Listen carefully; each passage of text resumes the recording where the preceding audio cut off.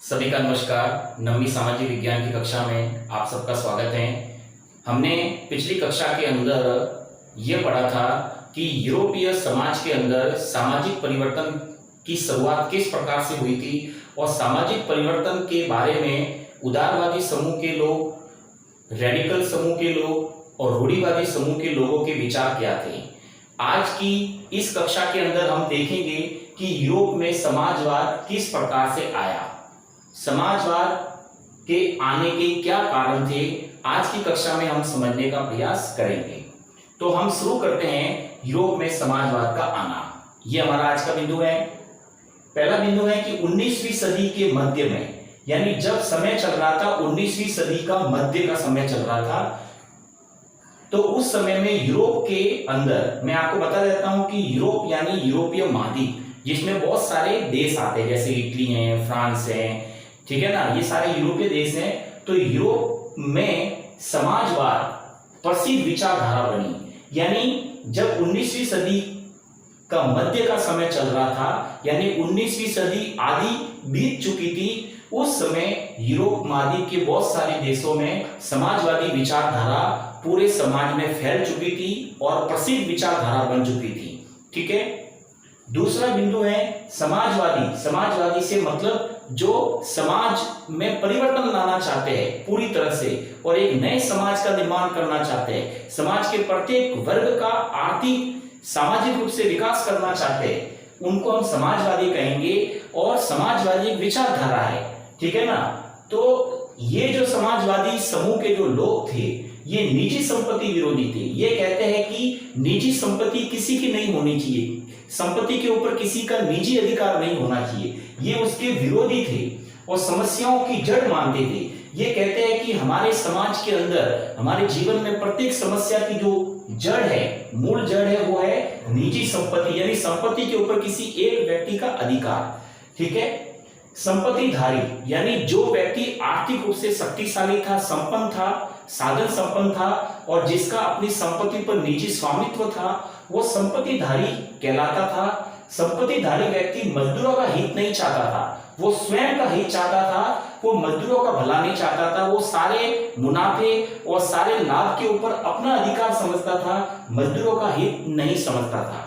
मजदूर संपत्ति का उत्पादनशील बनाते थे। मजदूर जो होते थे वो संपत्ति को उत्पादनशील से यहाँ पे तात्पर्य है कि जो संपत्तिधारी, जो उद्योगपति, जो मालिक होता था, उसकी संपत्ति को मजदूर जो है धीरे धीरे उसका विकास करते थे, संपत्ति को बढ़ाते थे, यानी अपनी मेहनत से और अपने कार्य के द्वारा वस्तु का उत्पादन करते थे और उससे जो भी लाभ होता था, मुनाफा होता था, उससे संपत्तिधारी की संपत्ति में विकास होता था। इसलिए संपत्ति को उत्पादनशील जो बनाने का कार्य है वो मजदूरों के द्वारा किया जाता था। लेकिन संपत्तिधारी समझता था कि ये सब जो है स्वयं ने किया है, इसलिए जो भी मुनाफा है उसके ऊपर मेरा अधिकार है, मजदूरों का नहीं है। जबकि मजदूरों के माध्यम से संपत्ति को उत्पादनशील और विकसित बनाया जाता था।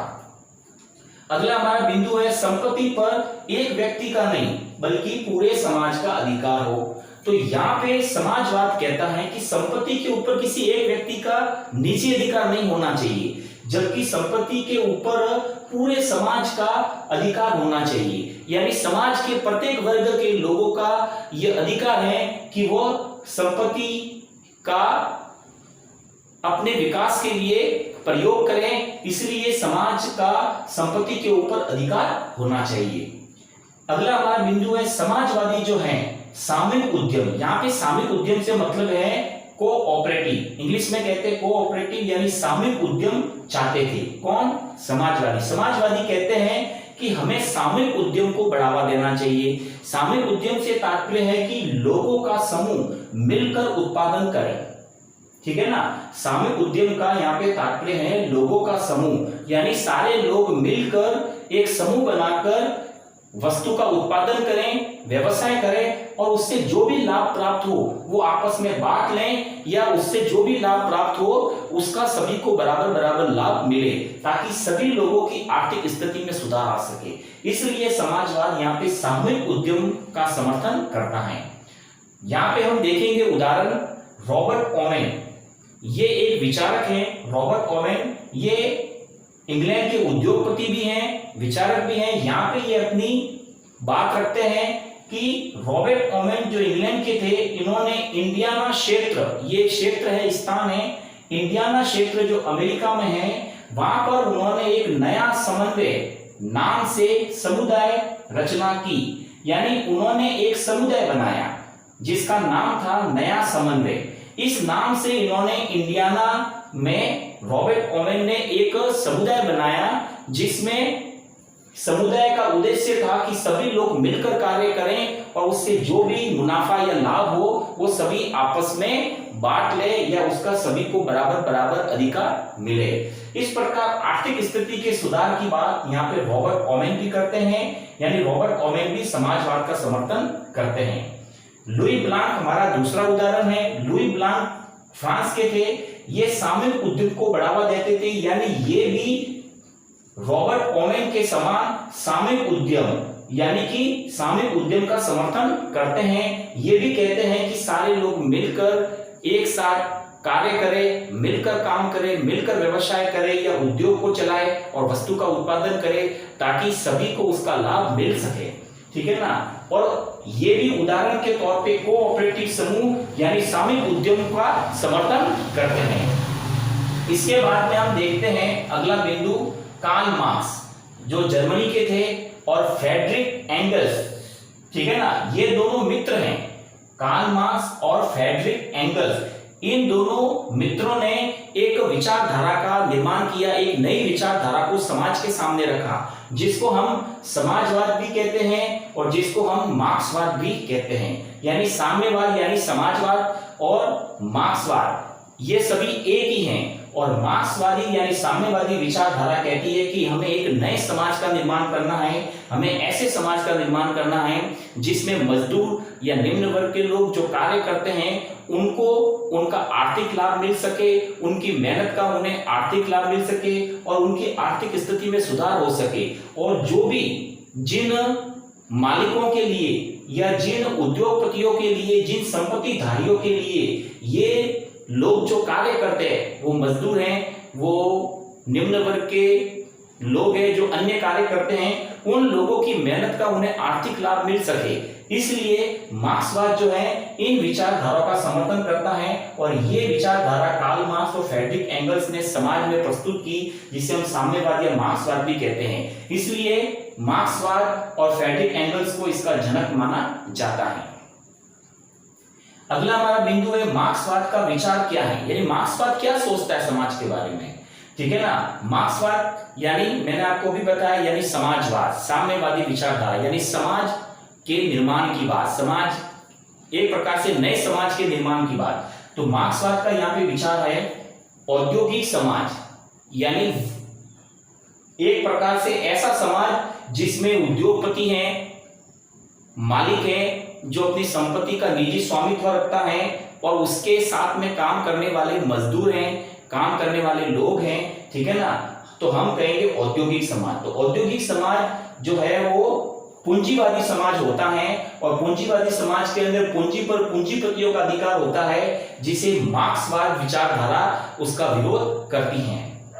मार्क्स चाहते हैं, यानी यहाँ पे जो हमारे विचारक है कार्ल मार्क्स, वो चाहते हैं कि मुनाफे के ऊपर, यानी जो मजदूर काम करते हैं, जो निम्न वर्ग के लोग काम करते हैं और उनके काम के द्वारा जो भी मालिकों को लाभ होता है, मुनाफा होता है, उस मुनाफे के ऊपर पूंजीपतियों का नहीं, अमीरों का नहीं, बल्कि मजदूरों का भी अधिकार होना चाहिए। मजदूरों को उनकी मेहनत का उन्हें पूरा लाभ मिलना चाहिए। सिर्फ मजदूरी नहीं बल्कि जो मुनाफा है उस मुनाफे के अंदर भी मजदूरों का हिस्सा होना चाहिए ताकि उनकी आर्थिक स्थिति में सुधार आ सके। मार्क्स जो है मजदूरों को शोषण से मुक्त होने हेतु भिन्न समाज बनाना होगा। मार्क्स यहाँ पे कहते हैं कि हमें एक ऐसे भिन्न समाज का निर्माण करना होगा जो शोषण से मुक्त हो, जिसमें कोई भी उद्योगपति, मालिक या कोई भी अमीर व्यक्ति या संपन्न व्यक्ति किसी एक प्रकार से जो गरीब व्यक्ति हैं, जो मजदूर हैं, उसका शोषण ना करे। यानी हमारे समाज का प्रत्येक मजदूर या गरीब व्यक्ति शोषण से मुक्त हो और वो जो भी कार्य करे उसे उस कार्य में उसका लाभ मिल सके या जो भी उसका अधिकार है उसे मिल सके। इसलिए मार्क्स भी यहाँ पे समर्थन करते हैं कि समाज के अंदर जो संपत्ति है उसके ऊपर निम्न वर्ग मजदूर वर्ग का भी उतना ही अधिकार है। हमारा यहाँ पे अंतिम बिंदु है समाज निर्माण, सारी संपत्ति पर पूरे समाज का नियंत्रण व स्वामित्व हो। यानी मार्क्स यानी समाजवाद, मार्क्सवादी यानी समाजवादी विचारधारा कहती है कि समाज का हमें निर्माण करना है, नए समाज का निर्माण करना है जिसमें प्रत्येक वर्ग आर्थिक रूप से विकसित हो और प्रत्येक वर्ग के पास में आर्थिक सुविधा हो, संसाधन हो और सभी को आर्थिक रूप से अधिकार मिले। हमें एक ऐसे समाज का निर्माण करना है जिसमें कोई निजी स्वामित्व ना हो। तो ऐसे समाज का निर्माण करने के लिए सारी संपत्ति पर पूरे समाज का यानी पूरे समाज का नियंत्रण होना चाहिए, स्वामित्व होना चाहिए, किसी एक व्यक्ति का स्वामित्व नहीं होना चाहिए। तो हमने आज की कक्षा में देखा कि यूरोप के अंदर समाजवाद का आना और किस प्रकार समाजवादी समूह के लोगों का निर्माण होना और किस प्रकार समाजवादी विचारधारा का यूरोपीय देशों में विकास होना और यूरोप के समाज में एक प्रकार से परिवर्तन लाने का प्रयास करना कि समाज ऐसा होना चाहिए जिसमें संपत्तिधारी का निजी स्वामित्व ना हो, बल्कि संपत्ति के ऊपर, बल्कि आर्थिक व्यवस्था के ऊपर या आर्थिक संसाधन के ऊपर पूरे समाज का अधिकार हो और समाज के प्रत्येक वर्ग को उसका आर्थिक अधिकार मिल सके। धन्यवाद।